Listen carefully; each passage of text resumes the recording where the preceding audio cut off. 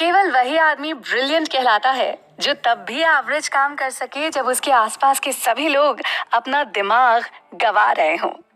Napoleon Bonaparte ने ये बात शायद हमारी आज की किताब के संदर्भ में ही लिखी थी। अगर आप भी इस चर्चा में हिस्सा लेंगे तो आपको भी कुछ ऐसा ही लगेगा।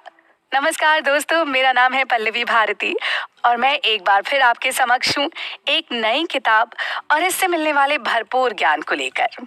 हम जिस किताब की बात करने जा रहे हैं उसका नाम है द साइकोलॉजी ऑफ मनी और इसके लेखक हैं जाने माने फाइनेंशियल जर्नलिस्ट मॉर्गन हाउसल, जिन्हें अर्थ जगत की दुनिया में अपने योगदान की वजह से ढेरों पुरस्कार मिल चुके हैं।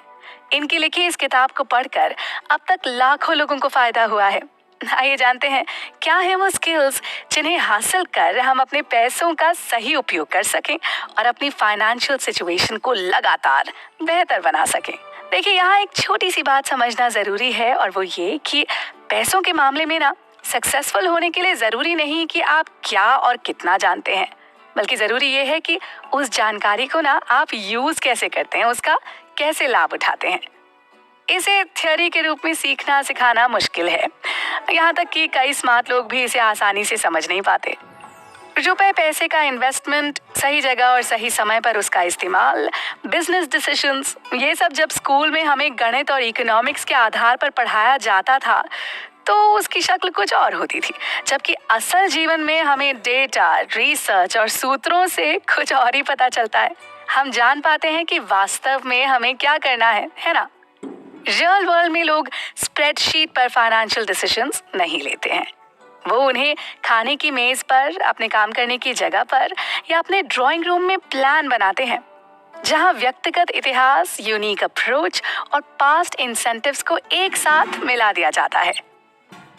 इस किताब में लेखक मॉर्गन हाउसल ने कुछ 19 शॉर्ट स्टोरीज शेयर की हैं जो लोगों के पैसे के बारे में सोचने के अजीब तरीकों की ओर ले जाती हैं और बताती हैं कि जीवन के सबसे महत्वपूर्ण विषयों में से एक को बेहतर तरीके से कैसे समझा जाए।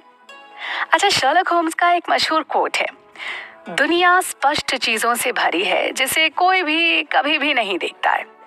यानी जो कुछ हमारे चारों तरफ बहुत साफ साफ हो रहा है ना, अक्सर हमारी नजर और हमारे दिमाग में चढ़ता ही नहीं है। कई बार एक बहुत ही ब्रिलियंट इंसान जो अपने इमोशंस पर कंट्रोल नहीं रख पाता है, वो खुद अपने लिए और अपने परिवार के लिए एक फाइनेंशियल डिजास्टर साबित हो सकता है। अपना सब कुछ गंवा सकता है, बहुत ऊंचाई से एकदम नीचे आ सकता है। वहीं दूसरी ओर बिना फाइनेंशियल एजुकेशन वाले साधारण लोग भी बहुत अमीर हो सकते हैं। छोटे छोटे व्यापारी या कारोबारी या कम सैलरी पर नौकरी करने वाले कई लोग अपनी एबिलिटी से कहीं ज्यादा प्रॉपर्टी अर्न कर लेते हैं। इसके लिए इंटेलिजेंस का होना जरूरी नहीं है, बस उन्हें कुछ चाहिए तो वो है सिर्फ मुट्ठी भर बिहेवियरल स्किल्स। यहाँ ये कहना भी गलत ना होगा कि जब पैसों को पता चलता है ना कि वो अच्छे हाथों में है तो वो उन हाथों में ही रहना चाहता है और स्वयं को कई गुना बढ़ता हुआ देखना चाहता है।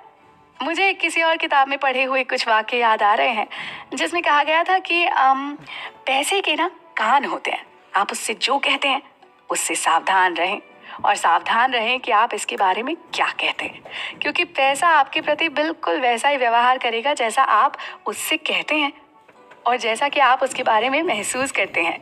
तो दोस्तों, इस किताब के जरिए हम जानेंगे वो सब सॉफ्ट स्किल्स जिन्हें साइकोलॉजी ऑफ मनी कहा जाता है। इस किताब का उद्देश्य कुछ शॉर्ट स्टोरीज के उपयोग से आपको ये समझाना है कि पैसे के टेक्निकल साइड की तुलना में सॉफ्ट स्किल्स कितने महत्वपूर्ण हैं। हम इन सब पर चर्चा करेंगे जिससे आप सभी को अपने फाइनेंशियल प्लान्स बेहतर बनाने में मदद मिल सके। आप बने रहिएगा हमारे साथ इस सफर पर।